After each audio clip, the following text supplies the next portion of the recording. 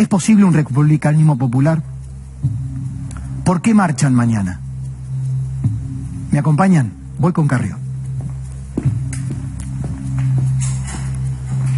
Bien. Querida Lilita. ¿Algo de arriba?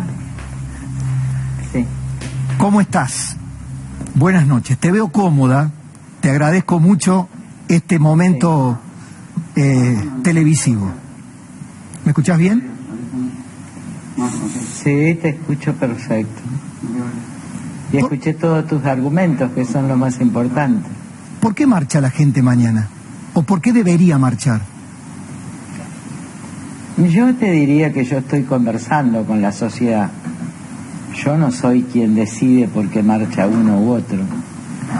Pero creo que la cuestión que nos planteó el escándalo de la vacuna Gate, de alguna manera es un volcán con una lava negra, pero a su vez brillante, porque puso a la Argentina, no solo su clase política, puso a presidentes de organizaciones de derechos humanos, no solo a la clase política, puso a médicos, no solo a la clase política, y puso a muchos ciudadanos que a lo mejor inventaron enfermedades para vacunarse antes que los grandes, o que están pidiendo turnos tratando de trampearse, o de chicos jóvenes que se vacunen por militancia. Entonces, a mí no me gusta en esta instancia, yo tengo la certeza que es tan histórica y a su vez tan trascendente,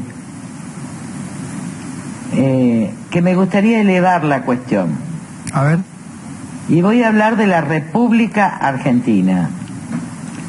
¿Por qué los constituyentes del 53, ratificada por peronistas, radicales y frepacistas, en gran parte, por lo menos en la parte de derechos humanos, en la Convención del 94, decidimos tener una constitución? Y ahí es la diferencia entre una democracia constitucional y de una democracia de mayorías. La democracia de mayoría sin más es que quien saca un solo voto, 10 votos o millones de votos de más, decide por todos. Es decir, es una democracia profundamente autoritaria que elimina a las minorías. Esto responde a la teoría decisionista de Carl Schmitt, que funda el libro base del cristianismo de ese señor que era autor, ese señor que estaba en Inglaterra, Ernesto Laclau. Laclau. Cuando ustedes lean a Laclau, él tiene la noción de democracia mayoritaria. Así es. ¿Qué significa? Quien puede decidir, decide todo, incluso aniquilar las minorías. El libro de Laclau, frente a eso, es la razón populista. Es eso. Es la razón populista, pero también es la razón de Hitler, ¿eh? Porque no se olviden que Carl Schmitt fundó el Estado nazi, justificó en su teoría del Estado. Yo la conozco al pie de la letra porque la di. Así es. Es la línea del decisionismo. Un hombre brillante, Carl Schmitt, pero al servicio de la desaparición de las instituciones y a favor de un Führer que puede llamarse caudillo, y donde sus ejércitos, que pueden estar en la calle, que pueden ser paralelos o que pueden ser militantes de un partido, deciden sobre toda la vida de los demás. Entonces, en esas características, Alemania es solo el Führer. El Führer y sus adeptos. Quienes no eran adeptos al Führer eran antipatria. Cuando una tesis como esta, quien estaba Somozas, quien no estaba con Somoza, era antipatria. Cuando en Paraguay estaba Stroessner, también había elecciones, pero el que estaba contra Stroessner tenía que emigrar. Yo lo vi en el norte porque todos los liberales prácticamente se exiliaron en Resistencia, en Corrientes, en Formosa, en Santa Fe. Entonces, hay otra concepción de la democracia que es la constitucional, que parte de lo siguiente, y creo que en esto tiene razón Locke, pero que todo el mundo me va a entender, que todos nosotros, todos, desde el presidente al último linchera, tenemos derechos humanos anteriores y superiores a cualquier Estado y a cualquier gobierno. Y que en consecuencia,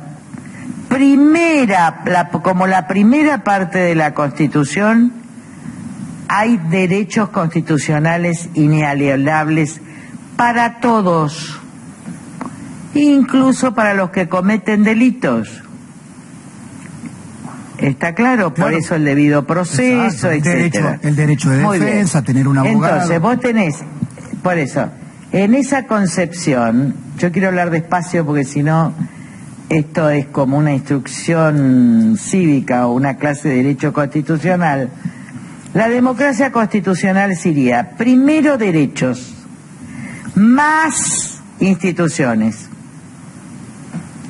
Esas instituciones están dirigidas a preservar y desarrollar y garantizar esos derechos individuales y sociales. Con lo cual, para decidir las cuestiones en el Congreso, rige la regla de la mayoría para la elaboración de la ley. Ahora, siempre tiene que haber más derechos humanos, más regla de la mayoría, más justicia independiente para que asegure que nadie pueda ver violados sus derechos y que la justicia sea cumplida. Déjame que te pregunte. Esta es la división de poderes de la República. Déjame que te pregunte esto. ¿Y a quién beneficia? Perdón porque quiero terminar el argumento. Sí. ¿A quién beneficia esto? ¿A los poderosos? No. No. Al ciudadano. Principalmente favorece a todas las personas a decirles, el linchera tiene derechos. Y se los están privando. Esta demanda en la calle. Todos tenemos, de la linchera al último funcionario. Bueno. Ahora, en esa democracia constitucional, quien debe dar el ejemplo del respeto a los derechos humanos y después voy a hablar del Estado con su puesto ético, son los que somos funcionarios. Porque si no es un escándalo. Bueno, lo que yo te obligo a hacer lo que yo no hago. ¿Está claro? Sí. Muy bien. Ahí vamos al segundo argumento. En consecuencia, la República siempre preserva los derechos de todos, y en especial de las minorías, y en especial de los pobres. Aunque esto no suceda en la vigencia práctica, que es otro tema del que podemos hablar. Ahora, la República es la única arquitectura que dio el mundo donde pudo participar, por ejemplo, en Roma, en la República Romana, el tribuno de la plebe, que era intocable. Claro. Para defender los derechos del pueblo. El representante de los sectores más bajos. Entonces, claro. En la historia, Montesquieu es el que le viene a decir al imperialismo anterior, pero también al imperialismo de Napoleón, pero también a la concepción autoritaria de la Asamblea con Robespierre, que termina en el terror, les viene a decir lo único que garantiza los derechos es la división de poderes, que es la confirmación de la teoría de Locke en Inglaterra. Ahora, pero... ¿Cómo se construyó Inglaterra? Está bien la monarquía, pero está para garantizar a través de un parlamento de los comunes los derechos naturales de un pueblo. Por eso está la Carta de 1205 que permitió el habeas corpus para que los reyes, el Juan sin tierra, no se apoderara de la libertad de nadie. Miren, profesora, la raíz histórica de esto. Me encanta, profesora, esto es maravilloso. Lo que le quiero preguntar de la manera más sencilla. Sí, lo que quiero preguntarte es esta demanda en la Argentina. Perdón, Lilita, esta demanda social de los banderazos en medio de la pandemia por las libertades básicas, ¿tiene algo que ver con esto que estás desarrollando, que es la teoría de la República? Digamos, ¿se ha encarnado en un grupo de personas? Sí, pero yo lo llevaría ahora a la República Argentina. A ver. Porque hay algunos que por ideología, que por criterio, por historia, por determinados escritores de izquierda, a los que yo he leído, porque he tenido formación también marxista, han creído en esta primera democracia, en la autoritaria, es decir, como un nazismo a la inversa, y se han convertido en estalinistas. Ustedes saben que Stalin es alguien que decidió eliminar todas las minorías, pero no solo las minorías, sino al pueblo. Eliminó a 8 millones de ucranianos. Se llaman los kulak, se llamó el Holodomor, la muerte por hambre de todos los campesinos. ¿Y saben por qué no reclamó Churchill? Porque habían ganado la guerra con Stalin. Como ahora, en la eliminación de los kurdos está escondida por Europa. Lilita, entonces, acá hay otro llamado. ¿Me dejas terminar de argumentar? Sí, dale. Muy bien. Yo creo que el otro problema de la República Argentina es una grieta falsa. ¿Por qué? A ver. Porque nosotros tenemos que resolver un tema de identidad. Yo creo que de un lado y de otro vivimos una Argentina del privilegio y de la violencia hace demasiados años. Del privilegio, porque quien tiene relaciones con el poder consigue con chavos, consigue vacunarse primero, consigue que la vacunen en salud, consiguen a través de coimas el primer lugar en el teatro, y esto se alteran en las filas. Cuando se inunda la ruta, por ejemplo, la 9 o la 8, van por la banquina. ¿Cuántos? Díganme, ¿cuántos van por la banquina adelantándose a la fila? Si esas personas cuando llegan al poder también tienen vacunatorio de privilegio. ¿Por qué? Porque nosotros tenemos que aprender que si no hacemos la acción correcta, sin importar el resultado y sin importar el partido y ni importar las ideologías que son respetables, yo no tengo, nosotros tenemos que respetar al otro, porque si no respetamos al otro y no damos el ejemplo, nadie cree en el otro. Consecuencia, nadie termina creyendo, los argentinos, en la Argentina. Y los de afuera, menos aún creen en la Argentina. Con lo cual, el problema que tenemos que solucionar es mucho más profundo. ¿Por qué marchamos? Tenemos que marchar por un contrato moral. Tenemos que marchar con la conciencia moral de que cambie la clase dirigente o se vaya, pero que también cambien ustedes los ciudadanos que van a marchar. Y junto por... Hay que caminar con la voluntad de marchar.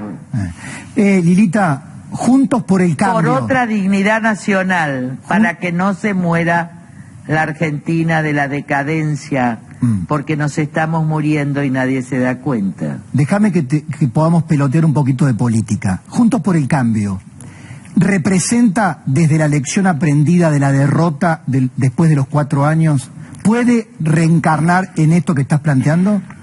¿Qué se tiene que dar para que el no peronismo haga eso? No. A ver, yo sinceramente no soy antiperonista. Vos venís de un trabajador, hijo de un trabajador peronista, que no sos kirchnerista. Así es. Yo me he casado con un hombre cuya familia era peronista, y él era peronista, después fue de la coalición, mi exmarido. Y mi hijo más chico, Nacho, que está acá, me canta canciones cristianas, decía: yo soy pedonista y de River. Porque era lo que sentía su padre. Claro. A ver, acá hay que hacer una excepción. Hubo una generación, la nuestra, la que tiene hoy 60, 70, que no, sobre todo después de todo lo que sucedió, que no tenía antinomias. A ver, los padrinos de mi hija mujer, no eran solo peronistas, eran menemistas. Pero nos sentábamos en la mesa de los domingos. Mis amigas, muchísimas de mis amigas, vienen del peronismo y de la juventud peronista. ¿Y cómo se recupera? Yo fundé un partido con Tata Quirós, que era ex montonera y estuvo 7 años presa. Quien armó la antinomia fue el kirchnerismo. Bueno, sí. Porque la verdad es que ahí empezó un fanatismo que yo lo salvé, porque saben que hicimos los íntimos amigos que estábamos en distintas posiciones. Muchos peronistas se volvieron republicanos, como decís vos. Hay muchos peronistas que le da asco esto, ellos no son peronistas de esto. Y hay otros que para salvar la amistad, ¿saben lo que hicimos? Hablamos de nuestro afecto, de nuestro amor, de nuestra historia compartida, pero yo no me peleé con ninguna amiga, ni con ningún amigo, por ser kirchnerista. Pero, con lo cual el tema es salvar la grieta. Sí, otras familias han vivido la división terriblemente. Pero bueno, ¿cómo se, lo que quiero preguntar operativamente, hay que perdonar. ¿cómo se salva? Yo quiero saber cómo se salda la grieta. Eso, a ver. Primero, perdonarse. Segundo, aceptar. Miren, acá hay un problema entre la desilusión y la decepción. Yo creo que nosotros todos nos ilusionamos, algunos con Juntos por el Cambio, con Macri, otros nos ilusionamos con el kirchnerismo, algunos, es decir, otros con la Alianza, y estamos profundamente desilusionados. Pero eso no quiere decir que estemos desesperanzados, porque la ilusión es creer en algo que finalmente no sucedió. Pero la esperanza no muere nunca, y la fe menos. Ahora lo que puede salvar la grieta es que todos y cada uno de los argentinos y las argentinas digamos: vamos a tener otra conciencia moral, vamos a respetar al otro, vamos a dejar de robar, vamos a dejar de mentir. Yo cuando expliqué el contrato moral, que para mí era clave en la Argentina, año 2002, publicado en el 2004, y fue la carta fundante del ARI, del Partido de Coalición Cívica, yo dije que este era el problema. Entonces, ¿cómo se soluciona? Miren, se soluciona con el amor, el perdón y el ejemplo. Pero Lilita, para eso tenés y que el tener... arrepentimiento. Yo coincido plenamente, pero para eso tenés que tener líderes, pero para eso tener que tener líderes que acompañen ese movimiento, que ayuden desde el tipo de liderazgo. Convocando en ese sentido.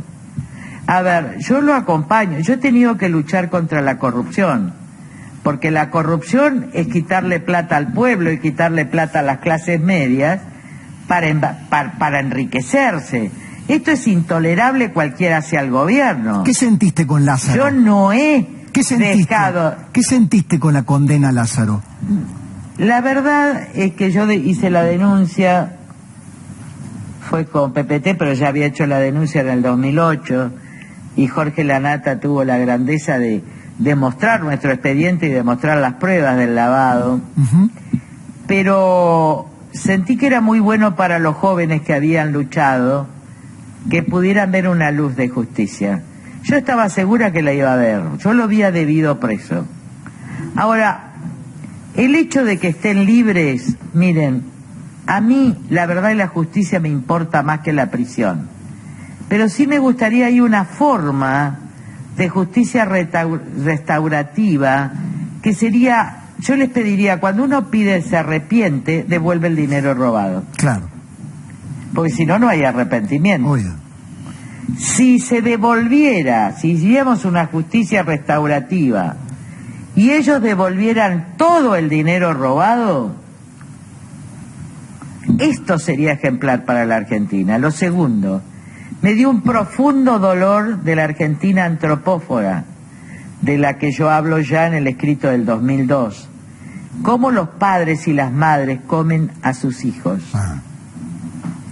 Porque lo terrible y la tristeza profunda es que todos los hijos de Báez tengan que pagar la condena porque Lázaro haya sido el amigo, el perro guardián, el cuidador del verdadero ladrón, que era Néstor Kirchner.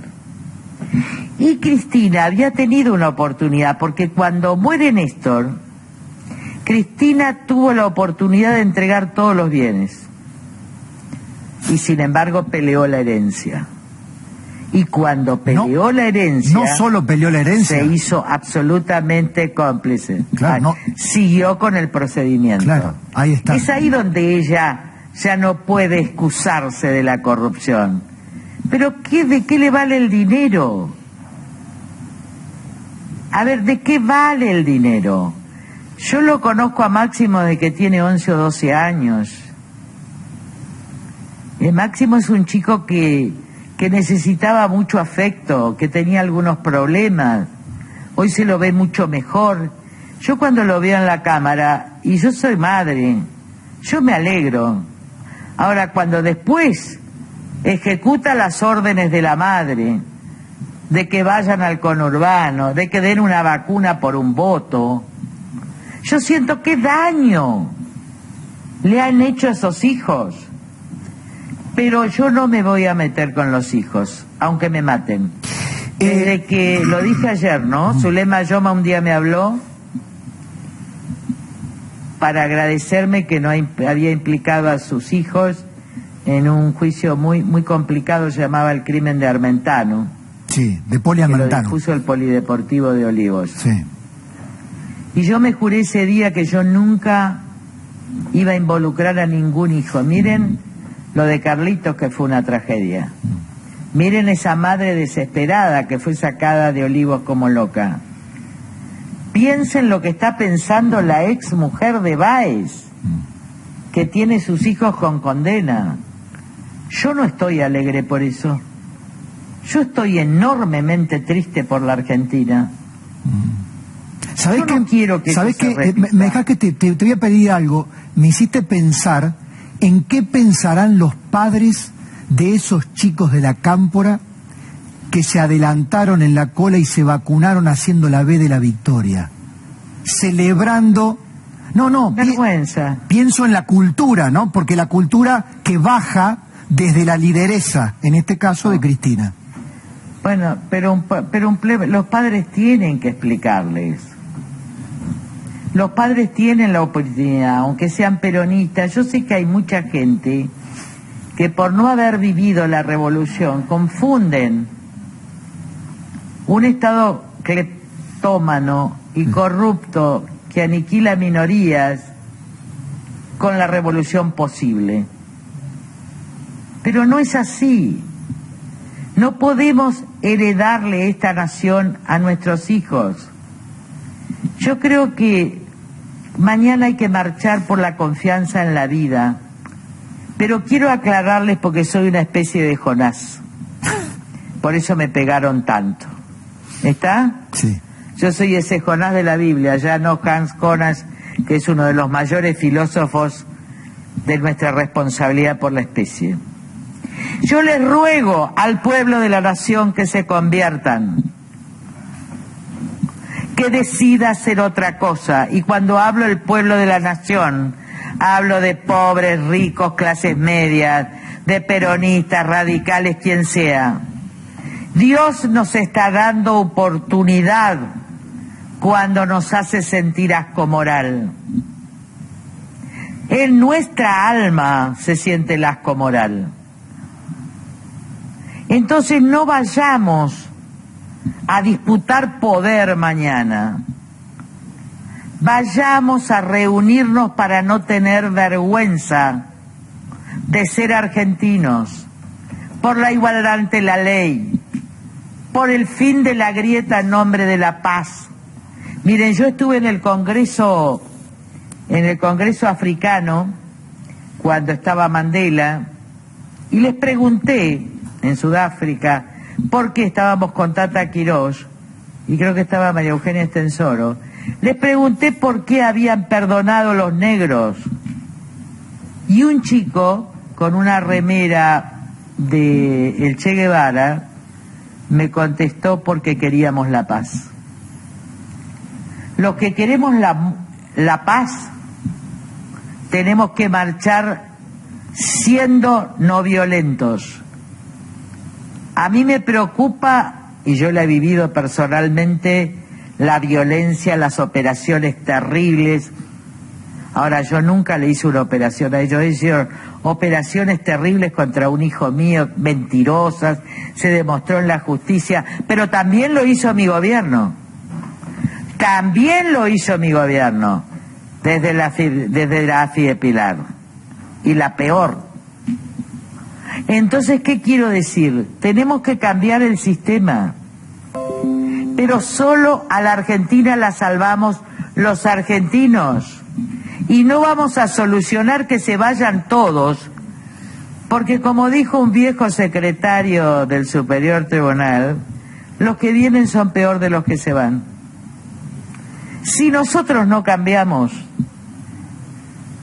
no va a cambiar la Argentina. Si nosotros no miramos a Dios, al cosmos, a la conciencia, a lo que tenemos adentro, a nuestro corazón, a nuestra alma, la Argentina está perdida. Te voy a hacer una última pregunta, Lilita. Y yo no quiero que se pierda la Argentina. Te voy a hacer una última pregunta. Yo no puedo marchar. Y no, déjame, yo quiero terminar. Yo no quiero que vayan los padres que tienen riesgo de COVID. No. Vayan los hijos, vayan los nietos, vayan en nombre de una nación que hoy está decepcionada, pero quieren que les diga: yo tengo fe y esperanza, que son otra cosa de la ilusión. El que espera, a pesar de todo, tiene, como Mateo 5, la herencia del reino. Esta Lilita poderosa, ecuménica, habla desde fuera o desde adentro de una estructura política como Juntos por el Cambio. Hablo como Lilita. Muy inteligente. Yo logré en la vida ser solo un hombre. No tengo cargos públicos, no tengo cargos políticos. Siempre fui Lilita. Aunque tuviera que hacer política, siempre fue Lilita. Aunque tuve que armar un partido, siempre fue Lilita. Yo tuve una misión, que es abrir caminos. Y yo quiero ver a una nueva generación en el poder con el contrato moral en la mano. Y si es posible, con la Biblia, con el Corán, con el Laosé, con el budismo, con el hinduismo, con la confianza en la vida. Ese es mi sueño. Vaya, señora, le agradezco enormemente este diálogo profundo. Gracias, querido.